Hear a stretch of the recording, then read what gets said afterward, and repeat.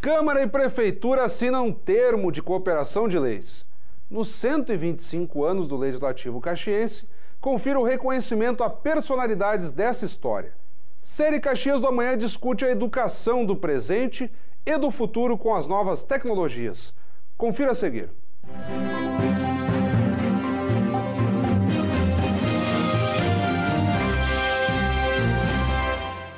Boa noite.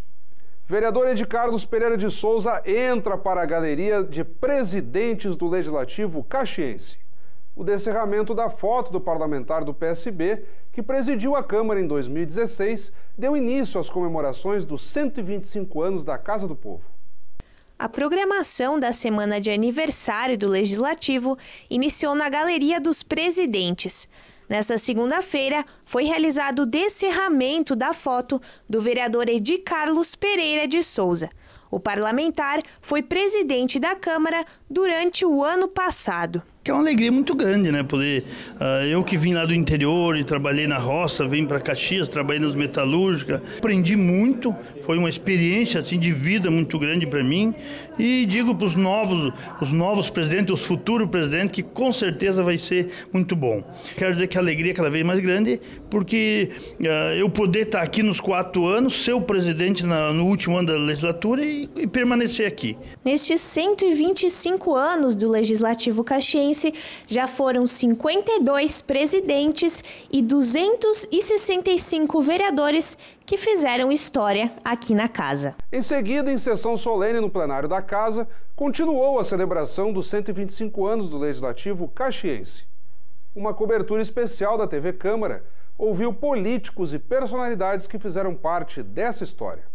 Foi um momento histórico. A Câmara Municipal celebrou seus 125 anos de serviços à população caxiense na terça-feira. Ex-prefeitos, ex-parlamentares e homenageados participaram de um programa especial relembrando fatos históricos que marcaram o parlamento caxiense. A cerimônia oficial iniciou com o pronunciamento do presidente do Legislativo, Felipe Gremelmaier, que destacou a emoção de representar os 265 vereadores que passaram pelo Legislativo. Das muitas responsabilidades que um homem público tem, o de falar em nome de pessoas de bem e fazer-lhes justiça perante a história é o maior dos desafios.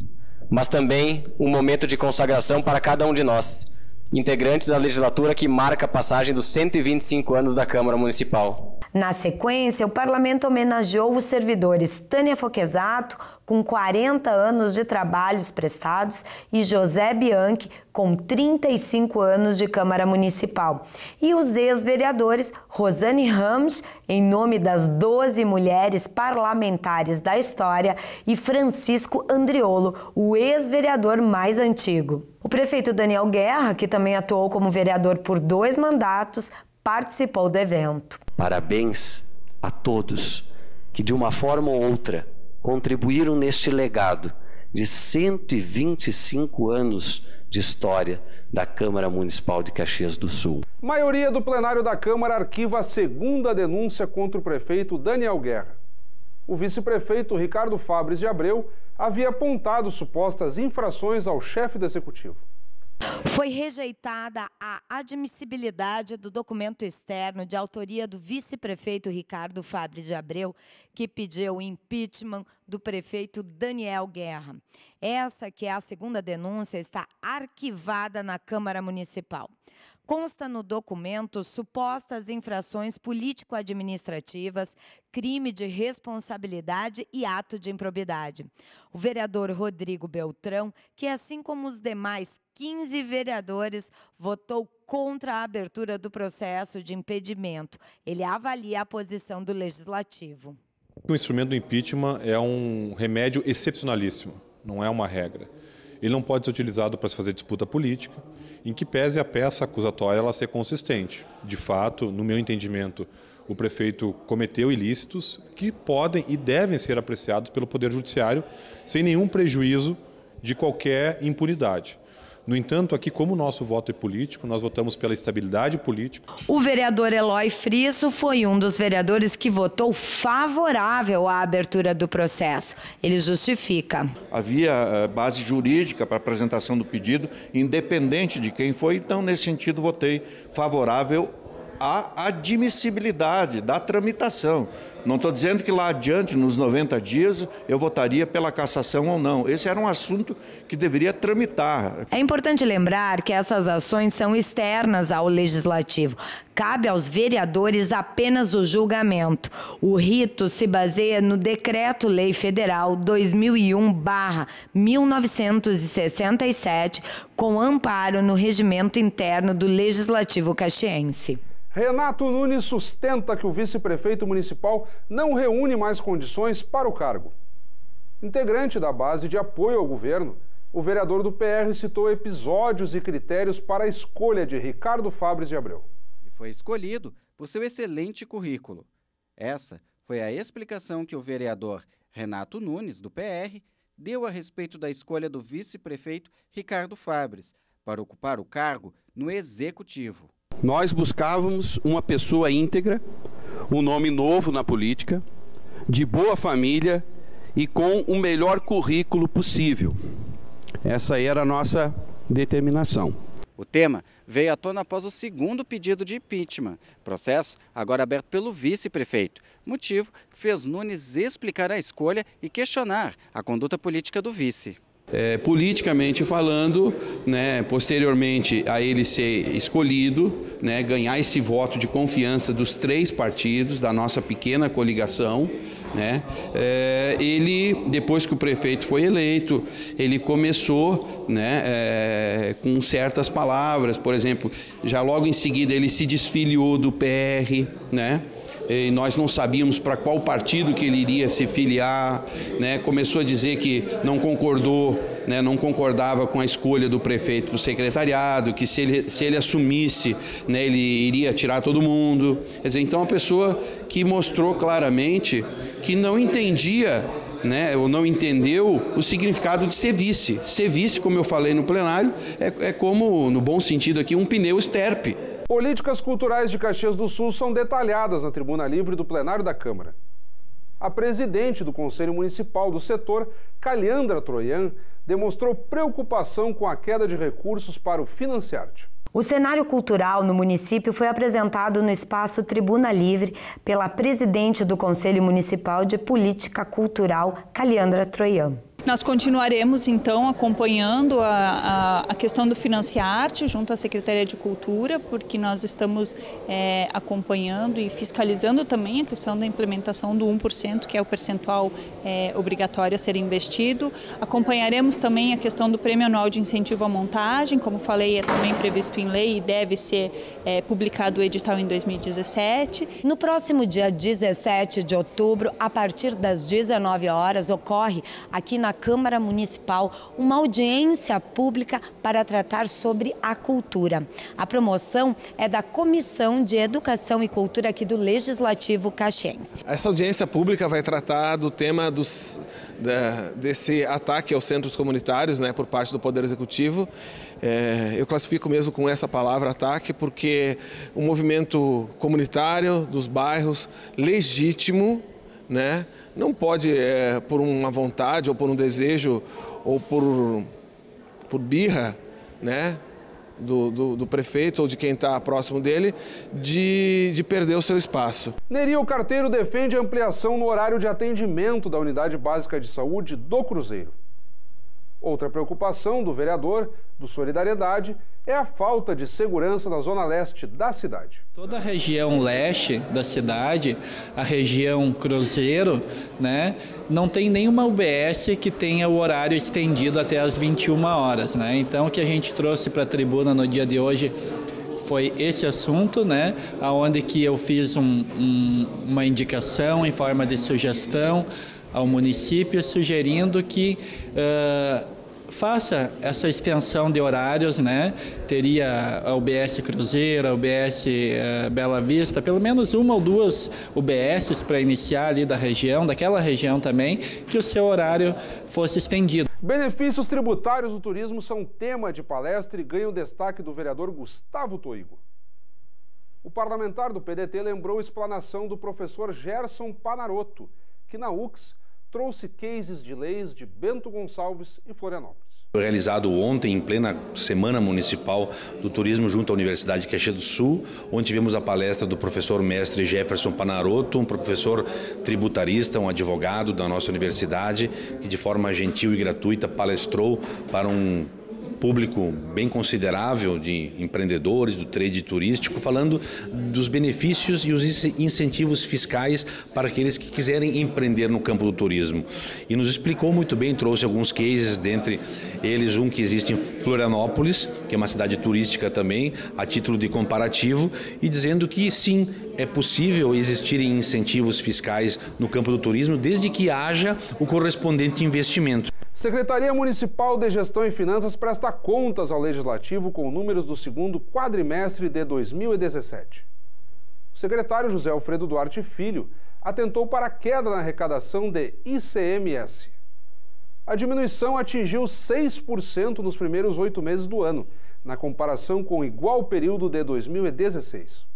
A Comissão de Desenvolvimento Econômico recebeu na tarde de quarta-feira representantes do Executivo para prestar contas dos investimentos e da situação financeira do município, referente ao segundo quadrimestre do ano. Conforme o secretário da Fazenda, a situação do município está melhor que o mesmo período de 2016. Tudo trouxe um resultado positivo na arrecadação, que não dá para dizer que nós estamos numa situação ótima, maravilhosa em termos de equilíbrio, porque nós tínhamos e ainda temos um volume muito grande de despesa que precisamos cumprir com os recursos que temos. Então esse equilíbrio a gente está buscando, com certeza a gente vai chegar ao final do ano com uma situação melhor do que nós tínhamos em 1º de janeiro e melhor do que nós temos hoje. A prestação de contas da gestão municipal ocorreu na sala das comissões GENI-PTF, na Câmara Municipal. Presidente da Câmara e prefeito municipal assinam um termo de cooperação para a consolidação de leis, em ato desta sexta-feira, no plenário do Parlamento. A partir de agora, o Legislativo Caxiense passa a compartilhar com a Prefeitura o sistema Legix, implementado na casa em 2014. Uma das novidades será a disponibilização dos decretos do Poder Executivo no site www.camaracaxias.rs.gov.br. E a série Caxias do Amanhã se volta nesta semana aos desafios educacionais do presente e das próximas gerações. Melhores condições de ensino e integração de métodos com as novas tecnologias estão entre as preocupações dos educadores. Confira na reportagem de Rodrigo Moraes. A tão falada educação não se pode desligá-la da base estrutural de diferentes vieses de uma sociedade. E é a partir dela que se constrói o futuro de uma nação, o futuro de um estado e o futuro da nossa Caxias do Amanhã.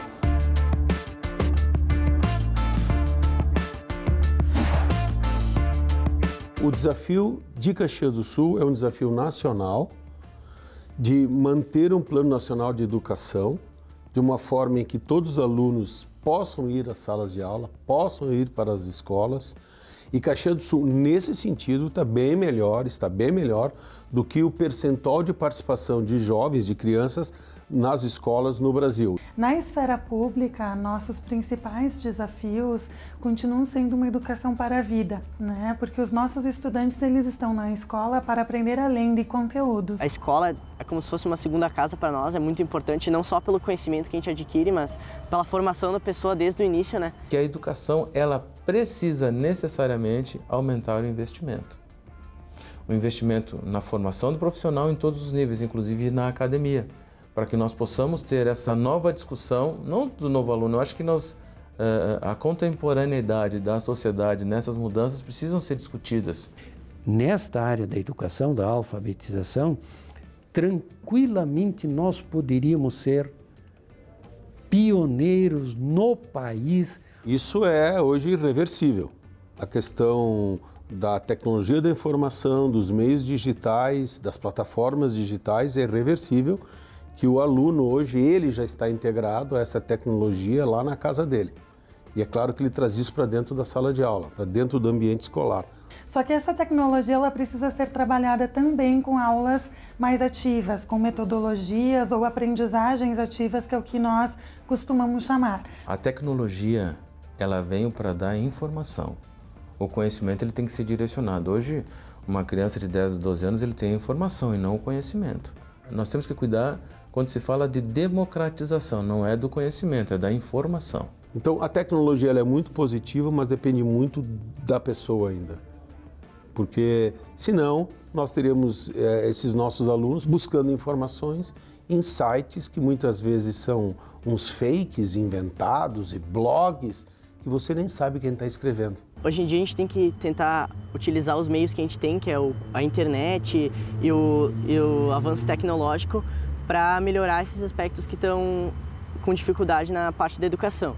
Então, por exemplo, a criação de jogos e de coisas que tornem o conhecimento mais acessível é muito interessante. O lúdico, a ludicidade, fazer educação com brincadeiras, com criatividade, com imaginação, fazer com que a criança ela sinta prazer em estar na sala de aula é fundamental. Porque quando surgiram as tecnologias, estava dito que o professor estaria fadado ao fracasso. E eu nunca concordei com essa afirmação. Então eu acredito que não há tecnologia nenhuma que supere o professor. Todo ano nós temos gente vindo para cá porque tem emprego, porque tem condições de ter melhores atendimentos nas diversas áreas. Caxias tem que estar preparado. Hoje nós não podemos só, o que se diz assim, nós vamos discutir educação do formato em sala de aula, de carteiras, de professor, de lousa. Não é só isso. Nós temos que ter essa percepção. Uma coisa é a necessidade, outra coisa é o que dá para fazer agora. Vai ser sempre uma luta. Eu acredito que pelos próximos 10 ou 15 anos, a projeção de vagas sempre vai ter que ser muito aumentada para que a gente possa dar conta dessa população. Por isso que eu digo, o futuro da educação é, para mim, escola de tempo integral, professor com aperfeiçoamento constante, infraestrutura para as escolas, escolas com infraestrutura, com tecnologia, mas com qualidade, conforto e segurança para os alunos. Porque o meu sonho é que as escolas no Brasil, especificamente em Caxias do Sul, o meu sonho é que a escola deve ser o ponto principal do bairro e que tudo deve girar ao redor da escola e não dos pontos de tráfego. O conhecimento como instrumento de libertação, como instrumento de resgate social. É preciso entender que a educação não tem preço, e sim grande valor. E o Telejornal Destaques da Semana termina aqui. Obrigado pela audiência e boa noite. Fique agora com parte da apresentação de Daniel House e Rodrigo Maciel, da Orquestra Sinfônica da UFSC.